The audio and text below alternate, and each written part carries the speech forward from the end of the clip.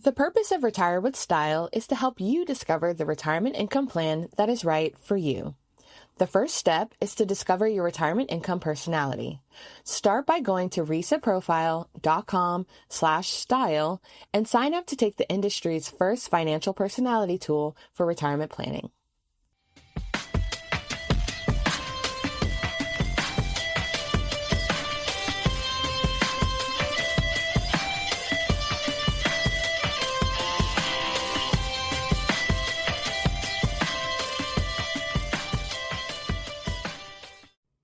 In this episode, Wade and Alex explore two powerful retirement tools, tips and time segmentation. Learn how retirees are combining bond ladders and strategic bucketing to build stability, and how these tools fit within a total return strategy. Hey everyone, welcome to Retire with Style. I'm Wade. I'm here with my trusted co-host Alex, and we're continuing a third episode on the theme of answering questions. So it's a Q&A episode. These have been theme related in today's theme. We've had a lot of questions on tips, and that's not what you're receiving as a waiter. That's Treasury Inflation Protected Securities and how they fit into retirement income planning.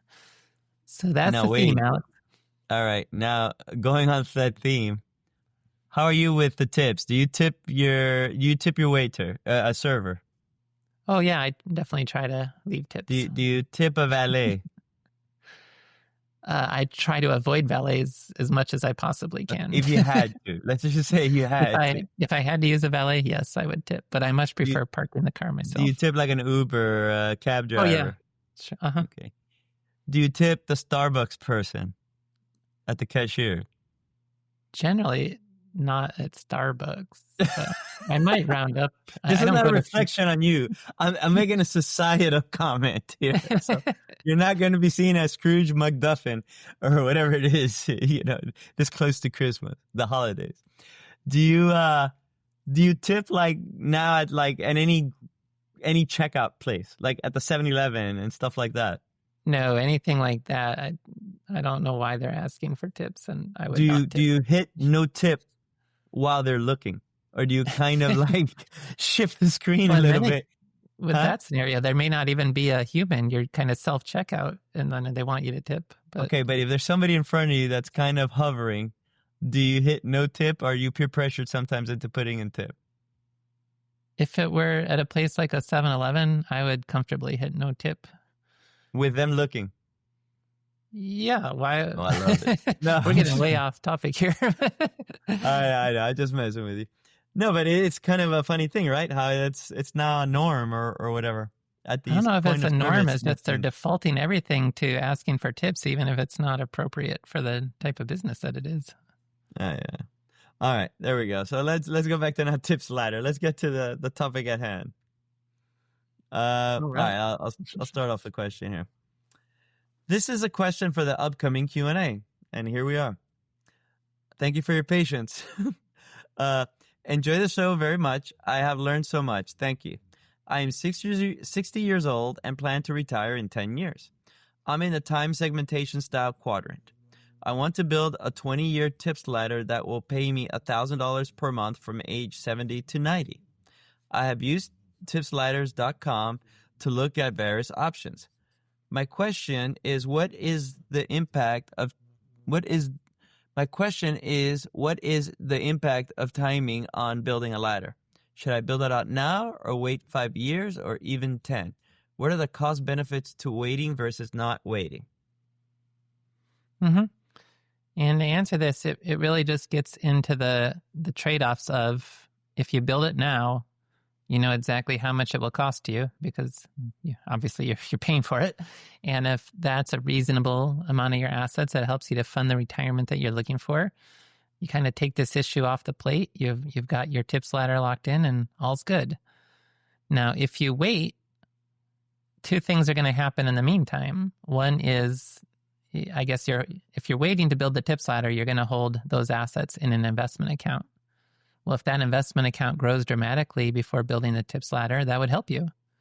If the investment account shrinks before you want to build the tips ladder, that would hurt you. So you're taking the risk of, by not locking it in today, you're taking on the risk of what will the markets do before you build the ladder. And then the other risk is interest rates. TIPS yields today are relatively attractive from a historical perspective. If you wait, we don't know what the interest rates will be in the future. They could get better, and then you get to buy the ladder more cheaply. Or they could get worse. Interest rates could go down, and then it would become more expensive to build the TIPS ladder. So by waiting, you're creating more uncertainty about how much the TIPS ladder will cost relative to the investments you have at that time. If things go your way, you could build it more cheaply in the future. If things don't go your way, it could become more expensive in the future.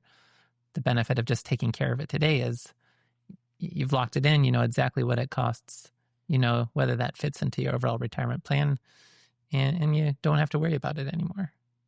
How would you answer, yeah, but rates are going to go down, so I should lock it in now? Or, hey, rates are going to go up, so I should extend. How would you respond to that kind of question if it had come up? Well, at a basic level, predicting future interest rate movements is one of the most difficult things out there, i.e. more or less impossible. And there's plenty of forecasts about which direction interest rates are going to go. And for the most part, it's a coin flip about whether or not those forecasts will be correct, because they're either going to go up or they're going to go down. But the odds are really about 50-50 for either. You can't really predict future interest rate movements. But then that's interest rates more generally. With TIPS, well, it's also even less predictable. But there does seem to be, when we talk about the real interest rate before adding inflation on top of it, there does seem to be a range that, like, there is more constraints on the real interest rate. And right now, with them being over 2% real, yes, they could go higher, but it's just doesn't seem overly realistic that they could get a lot higher. The TIPS yield, when TIPS first came out in the late 1990s, we saw 3 to 4% TIPS yields. But I think that was partly an artifact of it being a brand new market that hadn't been built out yet. And I don't know if, now I sound like I'm forecasting interest rates, but I don't know if we'll really ever see interest rates like that again on TIPS. I think that the current TIPS numbers you're getting are pretty good. Now, they could go up or down from here. That's purely not predictable. But maybe you can lock in what you're looking for at a reasonable cost today because TIPS yields are pretty good today. Yeah, and this goes back to, I would say this, the previous person had mentioned this as well, saying I'm in a time segmentation style quadrant. And so part of the answer of this question is, hey, look, if you can cover your stuff right now, you know, there's something to be said for that, because at the end of the day, it's not about dying with more or this or that. It's about, you know, living within a standard of living that you feel very comfortable with and can accomplish much of what you want. If you can already do that with the current state of affairs, then there's a lot to be said for checking that box. But ultimately, I encourage everyone to go to retirementresearcher.com and take a RISA, retirement income style awareness, because that will give you some insight into where you may be leaning towards. And this goes back to, certain styles. And here, it's commitment versus optionality oriented. If you're somebody that always wants to keep your options open because that's just how you are, that's your temperament, then it's going to be harder for you to lock in, not now, but at any given point, because you're always going to be like, oh, but I'll never know what happens next. What happens if it gets better? What happens if it gets better? And so, but if you're more that commitment orientation as opposed to this optionality orientation, then you're probably more than willing to lock it in now simply because it solves a problem that you don't need to then worry about again. And that gives you a lot more freedom in other aspects of your financial planning. But it's a preference ultimately.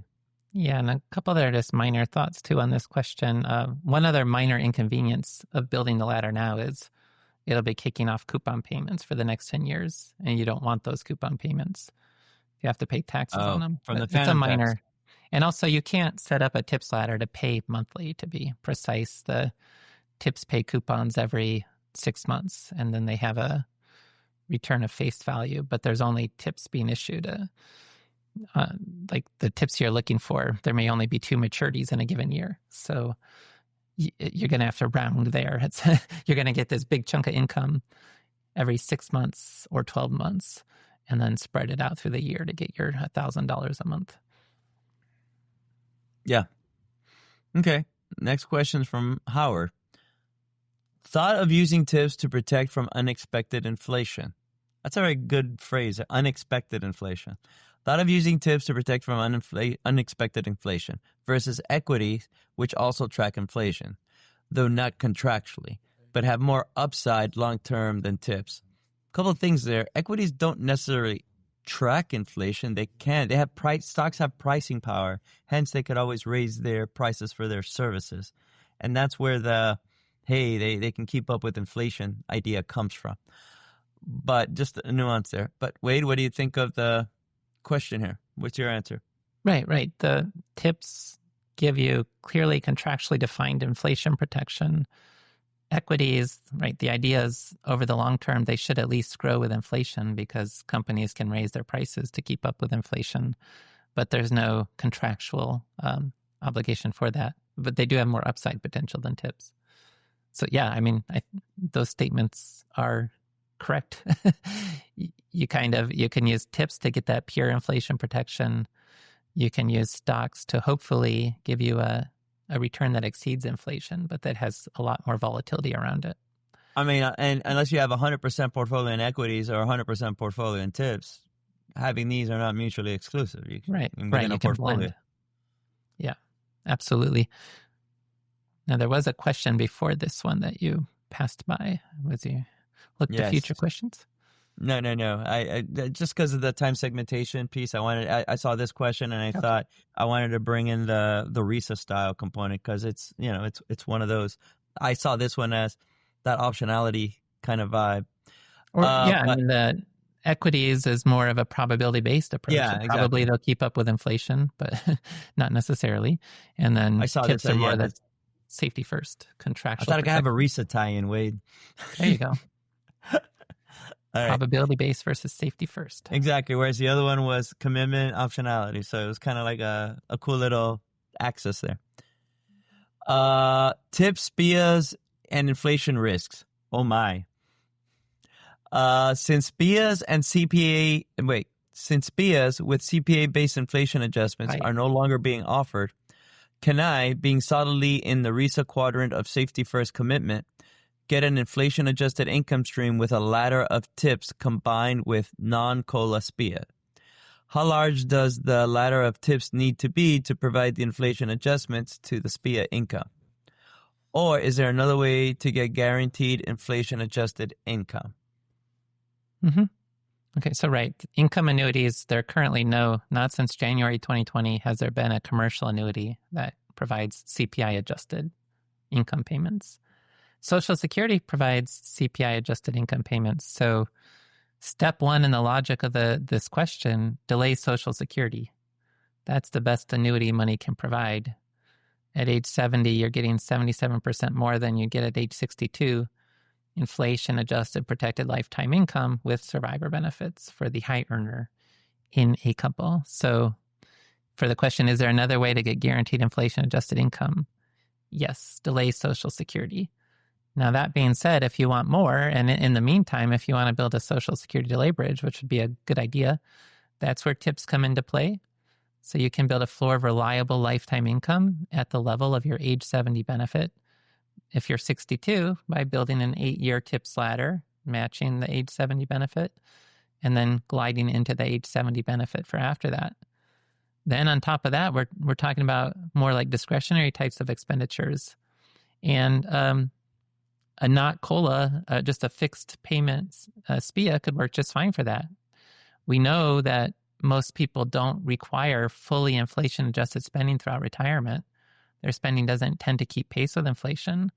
So with that floor of tips and Social Security, that may be enough inflation-adjusted income already. And then the SPIA is covering more, the piece of that doesn't grow with inflation.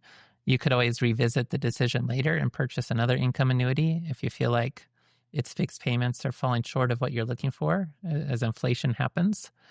And then that could kind of provide the balance. If you're thinking you do want more inflation-adjusted income than what the age 70 Social Security benefit would provide, you could layer in additional tips on top of that and just kind of figure out what do I want truly inflation-adjusted and what's fine to be a fixed payment, and that's where the SPIA can fill the rest of the gap. I would say this way. Can you talk a little bit about, there aren't any annuities anymore that are, fixed on inflation because they can't price them in a manner that people would buy them. It's hard for the insurance company to actually protect their risk from like just rampant inflation year after year after year. So the price that they would have to charge to accommodate for that risk is exorbitant. So they can't do it. But that's not to say there aren't annuities, though, that, okay, they're not inflation adjusted, but there are adjustments along the way that, would you consider that? Would you consider some of those adjustments being like good enough for the directional place where this question is going? So you could, like a built-in cost of living adjustment. Every year it grows. Maybe not inflation, COLA, but, some sort of like sweetener. Yeah, fixed growth at 2% or 3%. Yeah, that's they have another those. option. I generally don't think it's necessary. Just with all the general question of if I have an annuity, do I need it to provide inflation protection or COLAs? My answer is generally no. No. You get that. I was just pointing out that there are some annuities that aren't just flat. Yeah, but they're not providing true inflation protection. They do increase if inflation is 2% and you have a COLA of 2%, you have inflation protection that way, but it doesn't protect you if inflation's higher than 2%. Okay. If you're looking for more personal advice, take a look at this episode's sponsor, McLean Asset Management. You can learn more at McLeanAM.com.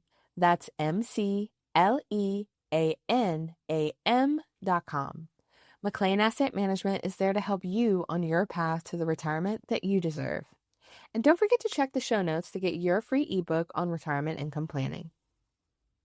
All right, here we go. The next one is 4% rule and tips. For the Q&A with Begnan, if he sees the primary risk as inflation, would it be wise to allocate some of the intermediate bonds bucket to tips instead? Mm-hmm. And that would have been a good question to ask him when we had the Q&A. I don't want to speak for him, but I'm pretty sure I know the answer. I think he would say yes. It's just he can't look at tips in his research because he's using historical market series that go back to the 1920s, and tips have only existed since 1997. So in his research, he can't use tips. The best bond fund he can find in his research between like short-term bills, intermediate-term government bonds, long-term government bonds, long-term corporate bonds, the intermediate-term government bonds work the best. They give you the best trade-off of having a higher yield than short-term bills, but less volatility, much less volatile than longer-term bonds. So that's the sweet spot, and that's why he uses intermediate-term government bonds in his portfolios. But yes, he's quite concerned about inflation, and the reality is I think he would agree that tips would be the way to go. It's just he's not able to include tips as an asset class in his research. Okay. Agree. Tips and bond funds. As I look at allocation, everyone talks about the 70-30, 60-40, etc. split of stocks to bonds. But when I think about it, I'm trying to figure out if I really have a need for bond funds. Couldn't it be feasible to simply have a tips ladder for the near term X years than the rest in equities? The tips mitigates sequence of returns risk and could be extended when appropriate. In this type of situation, is there a need for bond funds? If so, what purpose within the portfolio? I get that bonds are considered uncorrelated to stocks, but for the non-tips part of the portfolio, does that really matter if stocks are expected to outperform over long periods? And the latter provides flexibility to not take from the portfolio in down years. Mm-hmm. Someone speaking to my heart. There may be a role for bond funds for other things, like just providing some general liquidity. But when it comes to what's the most efficient way to meet a retirement spending goal over an unknown length of time, I think bond funds are the least efficient option out there. I've talked about the efficient frontier for retirement income as like stocks and income annuities. Now, this question's not asking about annuities specifically, but playing the role of the annuity in that would be a bond ladder, a tips ladder. So stocks and tips ladder. Yeah, I think if you left annuities out of the mix, your new efficient frontier would be stocks and tips ladders and there would not be a role for bond funds in that portfolio. Again, when we're talking about to meet a known spending goal over an unknown length of time in retirement. So yeah, bond funds just reduce the volatility of the portfolio, but they're not really doing much other than that. So that's really the time segmentation approach is telling you, don't use bond funds that are just less volatile versions of stocks. Use individual bonds to provide fixed income for upcoming expenses. And so this is really a basic description of what I would consider a pure time segmentation strategy. Have a short-term tips ladder for upcoming expenses, and then the rest can be aggressively invested for long-term growth. Now, if your risk tolerance doesn't allow you to be 100% stocks for the growth bucket, bond funds could play a role there just to reduce volatility to make it palatable for you.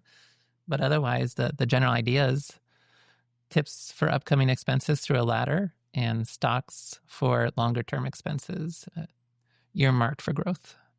Now, to be clear, a couple of comments. We're talking about retirement income, and so you have tips which are extremely safe.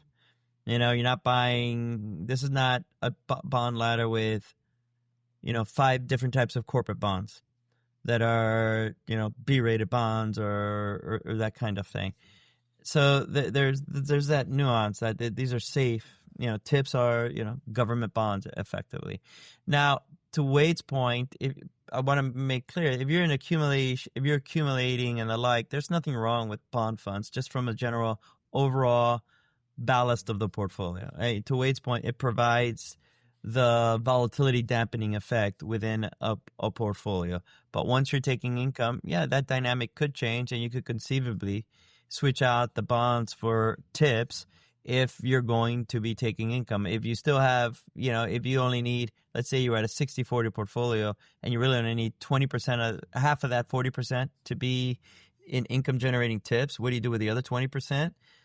I'm fine if you were to put in bond funds, but just recognize that bond funds don't have a negative correlation. Bonds don't have a negative correlation to equities. It's actually like, last time I checked, let's say 0.30 range, like a 0.30 correlation. So they do move, in a similar manner, more so than like an alternative or something like that. But there's an opportunity cost for holding them. So if you could switch out that opportunity cost with stocks because you have tips providing income, and that income technically is a bond portion, and that works out to sort of a reasonable allocation between stocks and bonds, have at it. Anything there, Wade? That sounds good. Yeah, and just generally speaking, bond funds are not the best way to include fixed income in a retirement portfolio. They can still play a role, and especially to help manage risk tolerance. But otherwise, bond ladders and annuities with lifetime income protections tend to provide better outcomes relative to bond funds. It's a better tool to get income from, in my estimation as well. I mean, but if you're not using it for that, then from a diversification perspective, et cetera, bond funds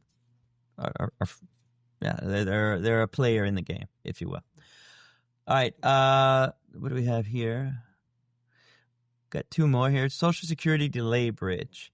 I was thinking of building a bond ladder to cover what Social Security will provide at age 70. Doing this will mostly generate a rising glide slope.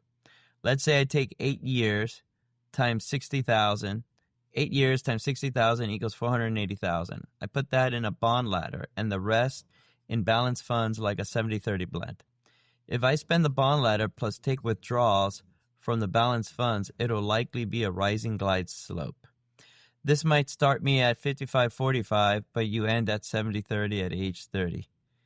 Maybe this is considered time segmentation. This is kind of what we've been indirectly talking about. A lot of the questions thus far have kind of been building up towards, this is explaining how to build a Social Security delay bridge. I wouldn't consider this time segmentation. It's more like you're building a one-time bond ladder to help manage delaying Social Security, which is a one-time time segmentation. One-time time segmentation. I really think of more as being ongoing. I'm going to replenish. I agree. But technically though, is And you definitely, it helps to have that tips ladder or other Social Security delay bridge so that you're not increasing sequence risks by taking the full distribution out of the portfolio. This is a well-known fact that somebody who's recently going on and about claiming Social Security early thinks no one's ever thought of that. But no, you build a Social Security delay bridge so you don't increase sequence of returns risk when you're delaying Social Security. And yeah, this was a perfect explanation of how you might do that in practice. And if you're just having that one-time Social Security delay bridge, that would be a way to give you that rising equity glide path at the same time as well. Yep. Okay. And here's another one. And is it me or are these are very good questions relative to Q&As that we've done at the last few episodes. What did you say? Yeah, our listeners are Honestly, very astute. They've been tight. All right. Is there an update to the Tips podcast episode 188? Are tips the retirement safety net you've been missing? Did I miss the opportunity to achieve 2% real return with tips? I watched this video and thought, this is a perfect strategy to fund my children's high education costs over the next 9 years. However, when I went to Schwab, and he puts a hyperlink. You need the URL. Yeah. When I went to Schwab to purchase the tips, each is listed with a yield to maturity of 1.35 or less. This is much less than the current statement at the current yields. As of 11/12/2025, a 30-year tips ladder can provide with a safe withdrawal rate of 4.5 and a real yield of 2.2 per. Yeah, great question. And also this actually would feed into the very first question from today as well. And the issue is that the yield curve, it's a rising yield curve. That's the normal shape. So yields on short-term maturities are quite a bit less than yields on long-term maturities. So it's still the case, if I build a 30-year tips ladder, I can get that 2.2 to 2.3% real yield as the average yield coming out of the portfolio. But if I was thinking, I only need a 9-year tips ladder, and that would also impact the Social Security delay bridge. You're not going to be getting a 2% yield on your Social Security delay bridge. You are looking at more in the neighborhood of 1% real for the shorter end of the tips ladder.